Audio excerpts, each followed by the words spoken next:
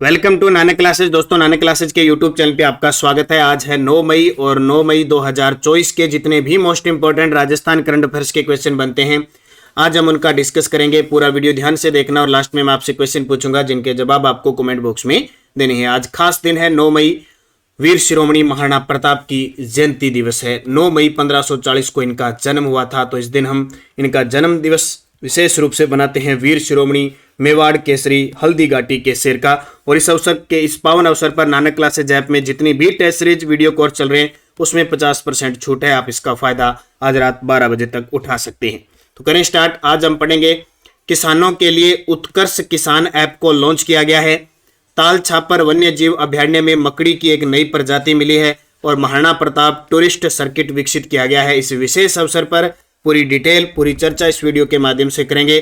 Daily इस समय आपको एक क्लास मिलती है, संडे के दिन वीकली और फिर मंथली क्लास मिलती है। तो करें स्टार्ट आज की इस महत्वपूर्ण कड़ी की क्लास। सभी प्यारे साथियों को प्यार भरा नमस्कार, गुड मॉर्निंग। एक मोटिवेशनल स्पीच के साथ अपने मिशन में कामयाब होने के लिए अपने आपको अपने लक्ष्य के प्रति एकचित्त निष्ठावान होना पड़ेगा। अगर मिशन ले लिया है और उसको कामयाब करना ही है तो जो लक्ष्य लिया है उस पर एकाग्र होना पड़ेगा, आत्मविश्वास रख के निष्ठावान होना पड़ेगा और उस प्रगति के पथ पर निरंतर चलना पड़ेगा। निश्चित आपको अपना लक्ष्य मिलेगा। वही बात कि लक्ष्य तो आपने निर्धारित कर लिया, अगर उस लक्ष्य को प्राप्त करने के लिए अगर आपने योजनाबद्ध तरीके से काम नहीं किया तो आपका लक्ष्य है वो आपसे दूर होता जाएगा। तो चलें आज की क्लास। सबसे पहले कल के क्वेश्चनों को करते हैं रिवाइज। राजस्थान के प्रमुख कलाकार जिनका नाम नाक से अलगोजा बजाने पर इंडिया बुक ऑफ रिकॉर्ड्स में दर्ज हुआ, रामनाथ चौधरी। राजस्थान का छठा अंतर्राष्ट्रीय स्तर का सिंथेटिक एथलेटिक ट्रैक किस जिले में बनाया जा रहा है? खेलगांव उदयपुर में। राजस्थान विधानसभा को डिजिटल करने के लिए किस ऐप को लॉन्च किया गया है? नेवा यानी नेशनल ई विधान एप्लीकेशन। जयपुर में आयोजित राज्य स्तरीय यूथ एथलेटिक्स चैंपियनशिप में 100 मीटर दौड़ में सबसे तेज धावक का खिताब किसने जीता है? ग्रंथ महलावत ने। किसने? ग्रंथ महलावत ने। और 8 मई को प्रदेश के किस मतदान केंद्र पर लोकसभा चुनाव 2024 के लिए पुनर्मतदान किया गया? दूधवा खुर्द गांव, बाड़मेर।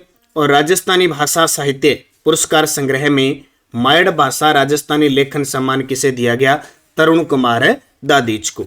इसकी रिवीजन क्लास आपको नानक क्लासेस शिव सर जो दूसरा यूट्यूब चैनल है उस पे शाम को रोज 7 बजे मिलती है।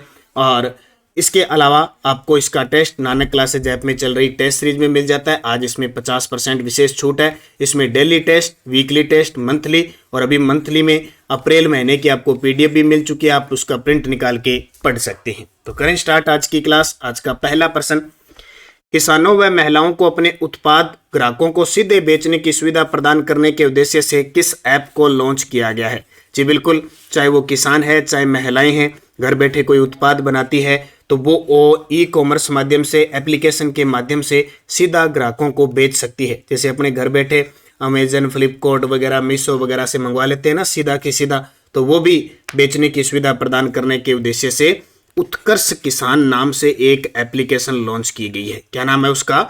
उत्कर्ष किसान। तो उत्कर्ष किसान ऐप किसानों और महिलाओं को अपने उत्पाद ग्राहकों को सीधे बेचने की सुविधा प्रदान करने के उद्देश्य से विकसित किया गया है। यह नागौर के नकुल परिहार द्वारा विकसित किया गया है। यानी ये एप्लीकेशन किसने बनाई है? नागौर जिले के नकुल परिहार है उनके द्वारा विकसित किया गया है।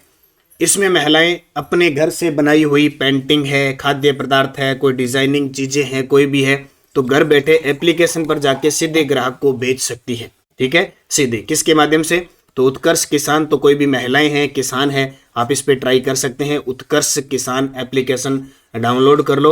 उसमें आपके पास कोई भी वस्तु बेचने योग्य है, आप उसकी पिक, उसका भाव वगैरह सारा सिस्टम उसमें आ जाएगा, आप दे सकते हैं। तो घर बैठे जैसे अपनी चीजें मंगाते हैं वैसे ही आम किसान और महिलाएं हैं वो अपने उत्पादों को सीधे ग्राहकों को बेच सकती है। तो कौन सा ऐप? उत्कर्ष किसान। हाल ही में केंद्रीय पर्यटन मंत्रालय ने राजस्थान के किस जगह को cool Samarth of India campaign के लिए चयन किया है? हाल ही में केंद्रीय पर्यटन मंत्रालय ने राजस्थान की किस जगह को cool Samarth of India campaign के लिए चयनित किया है? माउंट आबू को। किसको? और माउंट आबू कहाँ पे है? सिरोही के अंदर है। मेनार गांव ये उदयपुर के अंदर है। इसको अभी हाल ही में आर्द्र भूमि के लिए सचिवालय को भेजा गया है। सिमलवाड़ा डूंगरपुर जहां डामोर जनजाति वगैरह रहती है, और रामगढ़ बारां में है जो एक क्रेटर झील है। तो केंद्रीय पर्यटन मंत्रालय ने राजस्थान के माउंट आबू सिरोही को cool Samarth of India campaign के लिए चयनित किया है। बस इतनी बात है, और ज्यादा इंपॉर्टेंट क्वेश्चन यहां से नहीं बनता। हाल ही में किस वन्य जीव अभ्यारण्य में ग्रीन लिंक्स नामक दुर्बल मकड़ी की प्रजाति खोजी गई है? हाल ही में राजस्थान के किस वन्य जीव अभ्यारण्य में ग्रीन लिंक्स नामक दुर्लभ मकड़ी की प्रजाति खोजी गई है? तो वो खोजी गई है ताल छापर के अंदर। और ये ताल छापर वन्य जीव अभ्यारण्य कहाँ पे है? चूरू के अंदर है, जो किसके लिए जाना जाता है? काले हिरणों के लिए जाना जाता है, द्रोणाचार्य की मानी जाती है। ठीक है, तो याद रखना क्या चीज, काले हिरणों के लिए ताल छापर वन्य जीव अभ्यारण्य, जहां पे ग्रीन लिंक्स नामक दुर्लभ मकड़ी की प्रजाति मिली है। जिस प्रकार अपना राष्ट्रीय मरु उद्यान, जो राष्ट्रीय मरु उद्यान है, वहां पे कुछ दिन पहले शाकाहारी शार्क वगैरह के दांत वगैरह के मिले थे, एक मकड़ी की प्रजाति भी वहां मिली थी। तो ये और डायनासोर वगैरह के अवशेष इधर मिलते रहते हैं। उसी प्रकार ये ग्रीन लिंक्स नामक दुर्लभ मकड़ी है, वो कहाँ मिली है? ताल छापर चूरू के अंदर मिली है। वाराणसी में आयोजित सीनियर कुश्ती फेडरेशन कप 2024 में राजस्थान के किस खिलाड़ी ने कांस्य पदक जीता है? वाराणसी कहाँ पे? उत्तर प्रदेश में आयोजित सीनियर कुश्ती फेडरेशन कप 2024 में राजस्थान के किस खिलाड़ी ने कांस्य पदक जीता है? तो किसने? ललित गुप्ता ने, दीक्षा जाट ने, जूही प्रजापति ने, या पान्ना देवी गोदारा ने? तो दीक्षा जाट ने। किसने? दीक्षा जाट ने। ये डीग जिले की है। इन्होंने हाल ही के अंदर जो वाराणसी के अंदर सीनियर कुश्ती फेडरेशन कप हुआ था, उसमें कांस्य पदक जीता है। तो वाराणसी में आयोजित सीनियर कुश्ती फेडरेशन कप 2024 में डीग जिले की दीक्षा जाट ने कांस्य पदक जीता है। दीक्षा जाट 2 बार भारत केसरी और 2 बार राजस्थान केसरी भी रह चुकी है। पान्ना देवी गोदारा हाल ही में चर्चा में थी, कारण ये बीकानेर के नोखा की रहने वाली है। 92 वर्षीय बुजुर्ग महिला पान्ना देवी गोदारा ने पुणे में आयोजित 44वीं नेशनल मास्टर एथलेटिक्स चैंपियनशिप में 3 गोल्ड जीते हुए। पान्ना देवी गोदारा ने 92 वर्ष की है, बीकानेर की है, और क्या किया? पुणे महाराष्ट्र में आयोजित 44वीं नेशनल मास्टर एथलेटिक्स चैंपियनशिप में 3 गोल्ड जीते। सोच लो। ललित गुप्ता को सामाजिक व गौ सेवा कार्यों के लिए राजस्थान समरसता रत्न अवार्ड से सम्मानित किया गया था। ललित गुप्ता को सामाजिक व गौ सेवा कार्यों के लिए राजस्थान समरसता रत्न अवार्ड से सम्मानित किया गया। पान्ना देवी हो गई, दीक्षा जाट हो गई, एक ऑप्शन और है जूही प्रजापति। अभी हाल ही में बीएसएफ की प्रतियोगिता के अंदर कराटे चैंपियनशिप के अंदर इन्होंने 2 गोल्ड जीते, इसलिए चर्चा में रही। चावंड, हल्दीघाटी, गोगुंदा, कुंभलगढ़, दिवेर, उदयपुर को सम्मिलित करते हुए 100 करोड़ की लागत से किस पर्यटन सर्किट का निर्माण किया जाएगा? ये करंट का भी प्रश्न है, बजट 2024-25 का प्रश्न है, और आज विशेष है महाराणा प्रताप की जयंती। 9 मई 1540 को जन्म हुआ था। 1572 में ये गद्दी पर बैठे थे, राज्याभिषेक हुआ गोगुंदा में, और 19 जनवरी 1597 को, देखो इनका जन्म हुआ था 9 मई 1540 राजसमंद जिले के कुंभलगढ़ के कटारगढ़ के बादल महल की जूनी कचहरी को। 9 मई 1540 जयवंता बाई की कोख से। इनकी मृत्यु 19 जनवरी 1597 को बारडोली चावंड के अंदर इनकी मृत्यु हुई थी। अब इस सरकार ने क्या किया कि 2024-25 के बजट में घोषणा की है कि महाराणा प्रताप के जो मुख्य ऐतिहासिक स्थल है उनसे संबंधित, जैसे चावंड में 1585 में इन्होंने चावंडिया भील को हराकर राजधानी बनाई थी। हल्दी घाटी का युद्ध हुआ था 1576 को। गोगुंदा 1572 के अंदर इनका राज्याभिषेक हुआ था। कुंभलगढ़ दुर्ग के अंदर इनका जन्म हुआ था 1540 को। दिवेर का युद्ध उन्होंने 1582 के अंदर जीता था। और उदयपुर इनकी मुख्य जो स्थल था, क्षेत्र था, पालन पोषण वगैरह सारा सिस्टम था। तो इन सब को सम्मिलित करते हुए 100 करोड़ की लागत से पर्यटन सर्किट, महाराणा प्रताप पर्यटन सर्किट का निर्माण किया जाएगा। इसकी घोषणा हो चुकी है, तो इसका निर्माण किया जाएगा। ये पेपर में प्रश्न आ सकता है कि कौन सा स्थल शामिल नहीं है। जैसे चावंड शामिल है, हल्दी घाटी है, गोगुंदा है, कुंभलगढ़ है, दिवेर है, उदयपुर, ये सारे शामिल है। और महाराणा प्रताप टूरिस्ट सर्किट विकसित करने की घोषणा की गई। और इस पे लागत कितनी आएगी? 100 करोड़ रुपए। इस पे लागत कितनी आएगी? 100 करोड़ रुपए की लागत आएगी। तो आज विशेष भी है, और हम एक वीडियो लेके आएंगे स्पेशल आपके लिए। आज एमसीक्यू क्वेश्चन महाराणा प्रताप से संबंधित जितने भी इंपॉर्टेंट चीजें।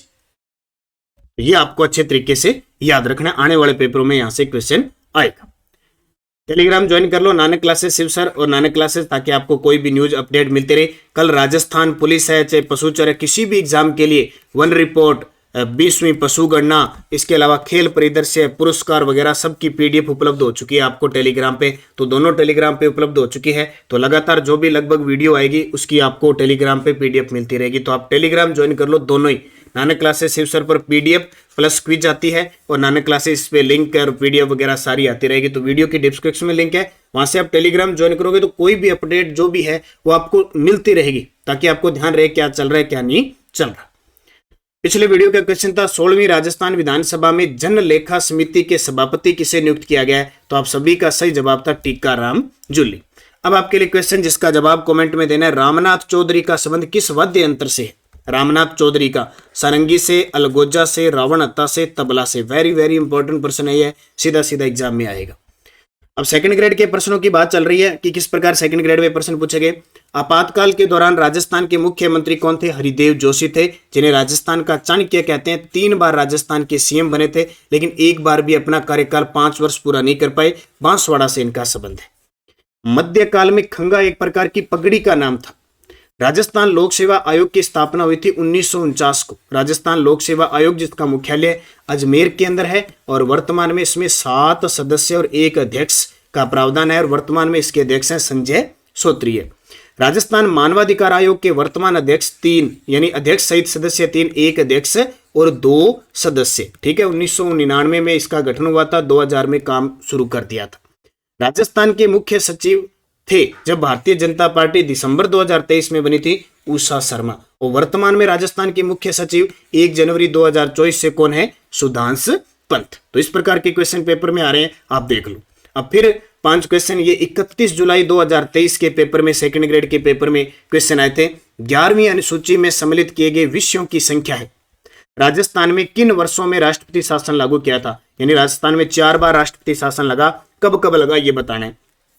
वह कौन सी नदी है जो अरावली के पश्चिमी ढालों से निकलकर, वह कौन सी नदी है जो अरावली के पश्चिम ढालों से निकलकर सिरोही के कुछ क्षेत्रों में बहते हुए कच्छ की खाड़ी में लीन हो जाती है। और हाल ही में हाईकोर्ट ने वहां पे बजरी खनन पे रोक भी लगाई है। मेवात व डांग क्षेत्र निम्न में से कोपेन के किस जलवायु वर्गीकरण में सम्मिलित है। राजस्थान विधानसभा के लिए पहले आम चुनाव में कांग्रेस के बाद किस राजनीतिक दल को सर्वाधिक स्थान प्राप्त हुए। पहली विधानसभा चुनाव हुए थे ना 160 सीटों पे, तो सबसे ज्यादा सीटें आई थी कांग्रेस को 80 प्लस। दूसरी कौन सी पार्टी थी विपक्ष की, इसका जवाब आपको कमेंट बॉक्स में देना है। तो ये सारे के सारे आपको ध्यान रखने हैं। जाते जाते वीडियो को लाइक शेयर कर देना। और महाराणा प्रताप विशेष जयंती पर नानक क्लासेज ऐप में जितनी भी टेस्ट सीरीज चल रही है, वीडियो कोर्स चल रहे हैं, उन सब पे 50% छूट है, इसका फायदा उठाएं। और जो अपनी त्रैमासिक पुस्तक है उसका रिवीजन प्रताप क्लासेज पे चल रहा है जनवरी से मार्च। आप जरूर एक बार उन्हें देखें, पूरी पुस्तक का रिवीजन हो जाएगा, सारी चीजें आपके दिमाग में आ जाएगी। और राजस्थान पुलिस के लिए स्पेशल राजस्थान पुलिस, क्योंकि सीबीटी के माध्यम से पेपर होना है, तो 20 मेगा टेस्ट उपलब्ध करवाए जा रहे हैं। जिसने भी नहीं लिया तो इसका फायदा उठाएं। हर रोज 2 मेगा टेस्ट आपको मिल रहे हैं, तो रोज 2 करोगे तो आने वाले 5 से 7 दिनों में 10 से 20 ये मेगा टेस्ट करोगे, आपकी स्पीड भी बढ़ेगी और आपकी अच्छी तैयारी भी होगी। और करंट से सारे विद्यार्थी जुड़े रहना, निरंतर पढ़े रहना। धन्यवाद। जय हिंद, जय भारत, जय राजस्थान।